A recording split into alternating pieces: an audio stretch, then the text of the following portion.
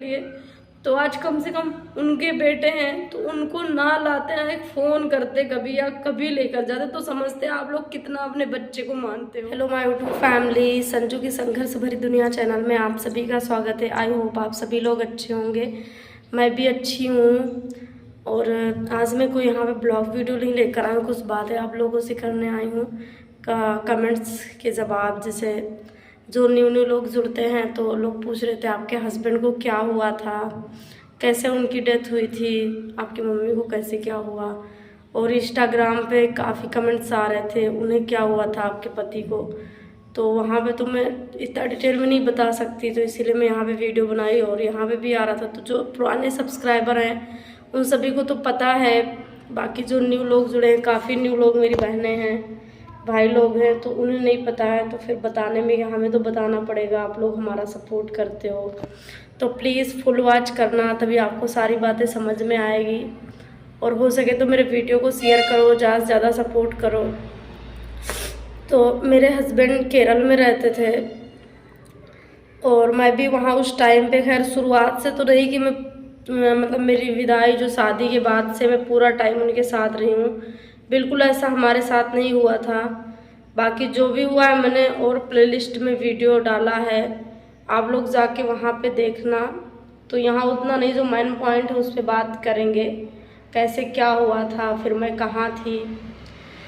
तो फिर मेरे बच्चे जो हैं तो माँ बाप के यहाँ मेरे मायके में ही हुए थे। उसके बाद में मेरा कुणाल जो है वही 8-9 महीने का था और कुणाल भी था और विराट भी वही 2.5 साल का लगभग था। तो मतलब हम वही केरल में चले गए थे। तो समझो उनके साथ में हम वही 1.5 साल भी नहीं बोलेंगे उसको, ज़्यादा से ज़्यादा 14-15 महीने उनके साथ में हम रहे हैं।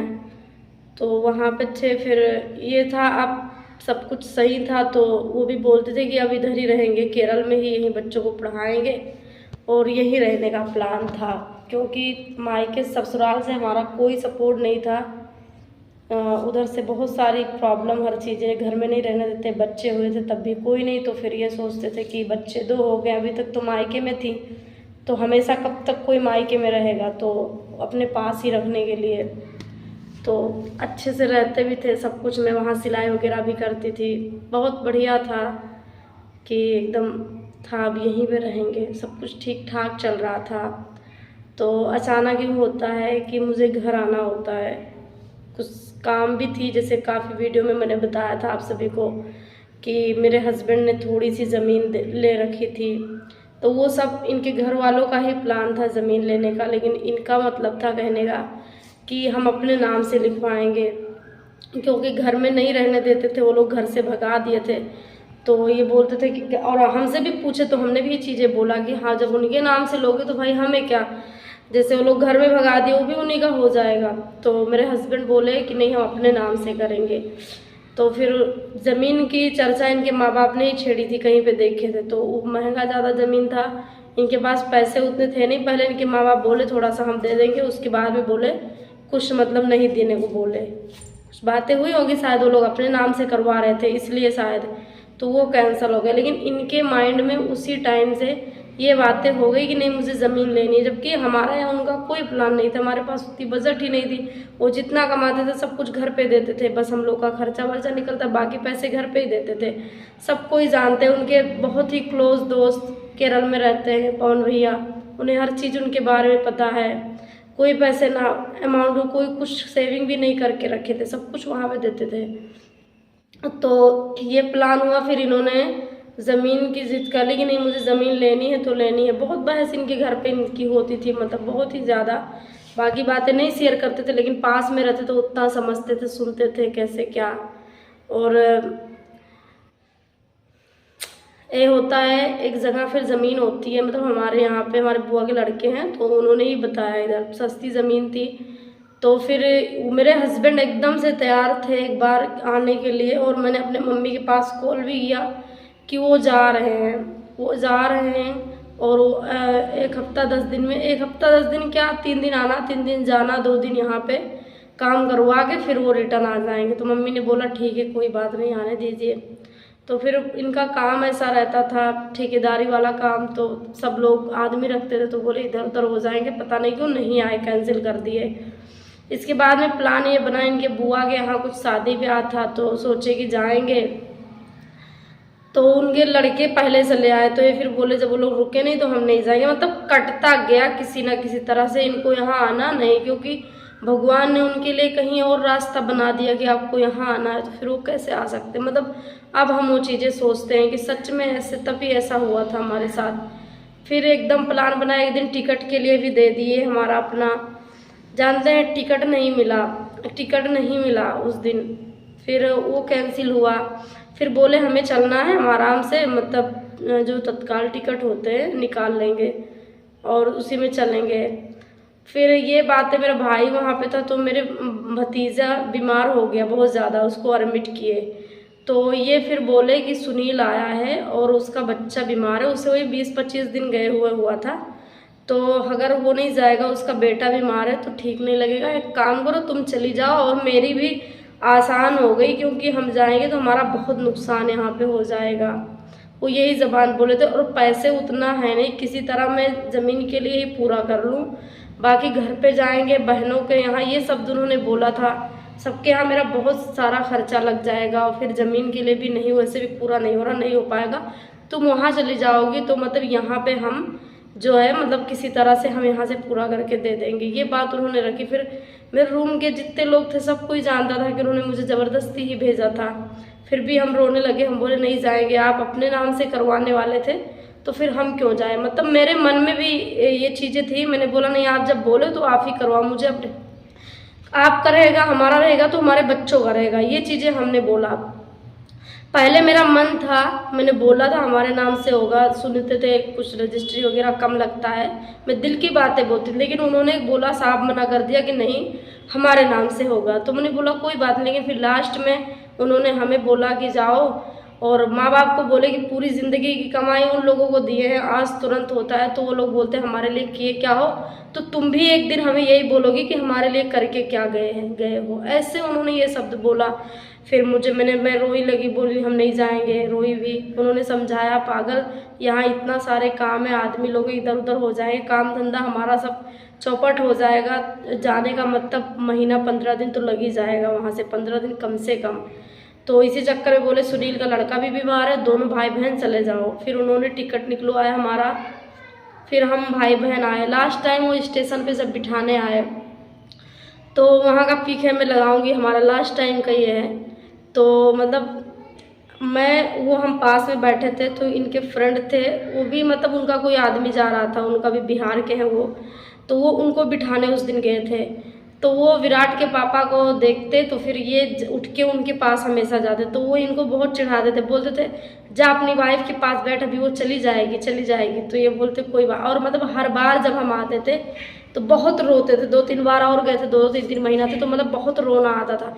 और उस टाइम पे भी ऐसी ही कंडीशन थी, लेकिन जानते उस टाइम पे वो कौन भैया वहाँ पे आ गए, तो उनको देख कर मैं मास्क वो भी लगाए थे, मास्क हम भी लगाए थे, दुख बहुत था, हर चीज़ें बहुत थी, लेकिन उनको देख के जो माइंड थोड़ा डिवाइड हो जाता है, मतलब इधर उधर कि हाँ चलो, तो उतना उस तरह से नहीं रोए। बाकी जब बैठे थे वो सामने थे, वहाँ से चुपके से हम लोग की पिक खींची गई थी, और इनके फ़ोन पे तुरंत व्हाट्सअप किए और बोले कि देख, तो ये बोले देखो, मतलब उनको ऐसे मजाक में बोले हम लोग की फ़ोटो निकाल रहा है, तो ये बोले होंगे वो भैया कुछ कि जब ये चली जाएगी तब तुझे चिढ़ाएंगे ये दिखा के, ऐसे ही बोले थे, ऐसे ही बोलते चिढ़ाते थे इनको। फिर ये मतलब बार बार उन्हीं के पास में जाके बैठते और वो इनसे यही बातें बोलते थे, वो भी बता रहे थे और विराट के पापा भी बता रहे थे उस टाइम पे कि ये ऐसे हमको बोल रहे हैं। फिर जब ट्रेन आ गई ना तो मैं चलती रही, और मैं ऐसे आगे कुणाल को गोद में ली थी, ये विराट को लिए थे, और कौन भैया है हम लोग के सामान और आदमी लोग बैठाने गए थे, भाई था हमारा।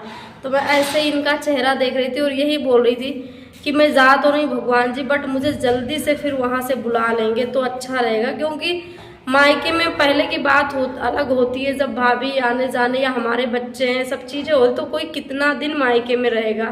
मैंने काफ़ी टाइम मायके में ही पूरा टाइम मेरा बीता था, तो मैं उस टाइम पे बिल्कुल नहीं इनके साथ ही रहना चाहती थी। फिर इन्होंने मुझे ट्रेन में बिठाया, और जानते हैं वहाँ पे मुझे ये बातें बिल्कुल नहीं पता थी। इनके ख़त्म होने के बाद में जब पवन भैया हमसे बात किए तो वो बताने लगे कि संजू, तो हम बोले क्या? तो बोल रहे हैं तूने लास्ट टाइम देखा था। हम बोले क्या? तो बच्चों को बोल रहे हैं कि मैंने बोला था कान में याद हो गए कि बच्चों के हाथ पे मतलब थुथुथा देना, ऐसे से मतलब होता नहीं है थुकाना, ये कर दे, इससे तेरा विराट है तुझे बहुत याद करता है। मतलब जैसे उनके रूम पे वो पहुंचते थे, विराट तुरंत फ़ोन लगा देता था, पापा कहाँ हो आओ। तो वो लोग जानते थे इनका बेटा है, इन्हें तुरंत याद करता है, लेट हो गए काम से, कहाँ हो पापा आओ। तो वो जानते थे, तो बोलते थे वहाँ जाएगा तो इसका मन नहीं लगेगा, तो आप इनको मतलब ऐसा कर दो लास्ट टाइम पे। तो उन्होंने ना मतलब ऐसे ही किया, उनके हाथ पे ये चीज़ें करी और मैंने ये चीज़ कसम से नहीं देखी। तो उन्होंने जब हमसे बताया तो मैं हंस बोली कि भैया, हंस के उनसे बोली, बाकी दर्द बहुत था। तो मैंने हाँ ठीक है कि भैया आप हमारे हाथ पे भी करवा देते ना, या फिर वो भी बहुत सैड हो गए थे उस टाइम पे।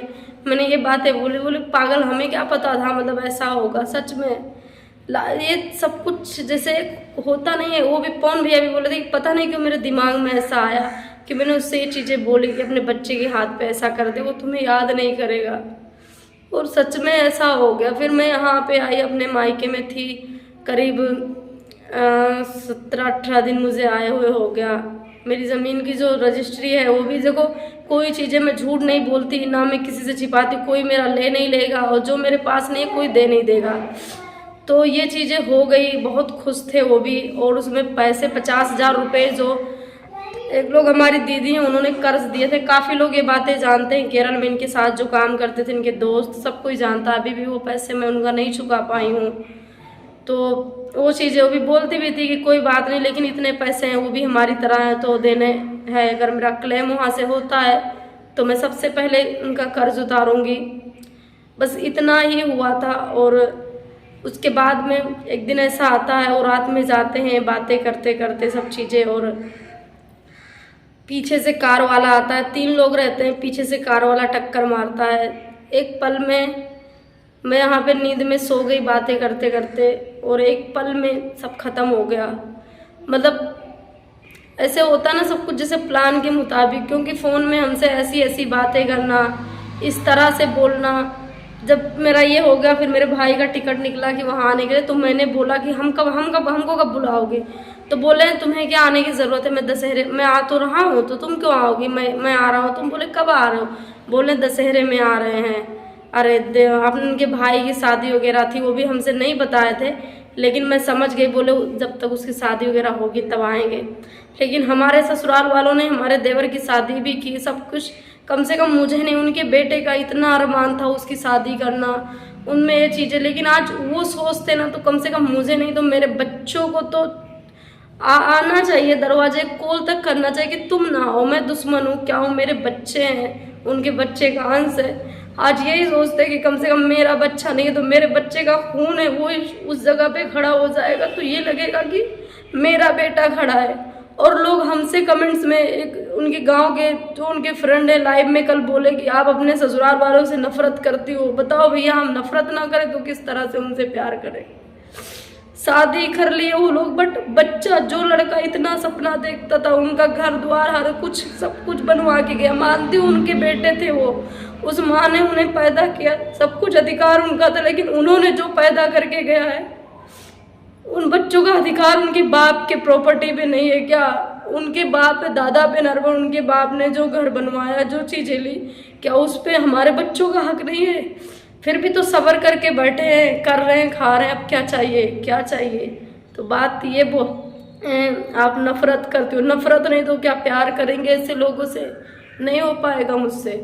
जिन लोगों ने इतने धूमधाम से शादी की, बेटे को नहीं सोचे कि कम से कम मेरा बेटा, इतना ख्वाब देखा था शादी के लिए, तो आज कम से कम उनके बेटे हैं तो उनको ना लाते, ना एक फ़ोन करते कभी या कभी लेकर जाते, तो समझते आप लोग कितना अपने बच्चे को मानते हो, कितना मानते हो। पर कोई किसी का नहीं होता इस दुनिया में, अपने अपने सब होते। लेकिन कमेंट्स जो उठते हैं तो एक औरत पे ही उठते हैं। आज क्या मैं चाहती थी कि मेरा घर छूट जाए, मुझे आज ये जिम्मेदारी अकेली उठानी पड़े। कौन लड़की चाहती? क्या मैं दुनिया की बाकी लड़कियों से अलग हूँ? बिल्कुल नॉर्मल हूँ, मैं भी सब लड़कियों की तरह।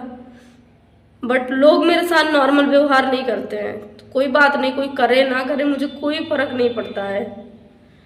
जैसे लोग अपनी जगह सही है तो मैं भी अपने लिए अपनी जगह सही हूँ। मुझे इसमें किसी की सफाई देने की या क्या ज़रूरत नहीं है। फिर उनका रोड एक्सीडेंट समझो हुआ था, कार वाला 2-3 लोग ख़त्म हो गए थे। ये हम थे, मेरे पिछले ब्लॉग वीडियो में देखोगे, आज से 2 महीना 3 महीना पहले। तो वहाँ मैं केरल में गई थी, तो जो साथ में थी उनके 5 बच्चे, वो मेरे हस्बैंड, और जो केरल में एक्सीडेंट किए थे उनमें भी एक आदमी, उनमें भी ख़त्म हो। तो उसमें किसकी गलती क्या, सब कुछ एक रचा रचाया खेल था। उसके बाद उनकी बॉडी घर नहीं पहुँचती है, उससे पहले हमारी माँ को हार्ट अटैक आ जाता है। बाकी हम और वीडियो में बताएंगे जो हमारे मम्मी के साथ उन्होंने लास्ट टाइम बातें की थी, हमसे लास्ट टाइम क्या बोला था उन्होंने, सब कुछ बताएंगे। बट किसी और वीडियो में, ये बहुत लंबा हो जाएगा। सबके मन में जानने की इच्छा होती है। तो क्लियर हो गया ना कि मैं वहीं पे थी, लेकिन मैं आ गई थी इतना दिन पहले, उन्होंने ही मुझे भेज दिया था वहाँ से। तो जो होनी होती है वो होके रहती है किसी ना किसी तरह से। नहीं तो ये उनका टिकट ना मिलना, 2 से 3 बार तैयार हुए फिर नहीं आना, ये चीज़ें। तो चलिए, थैंक्स फुल वॉच करने के लिए।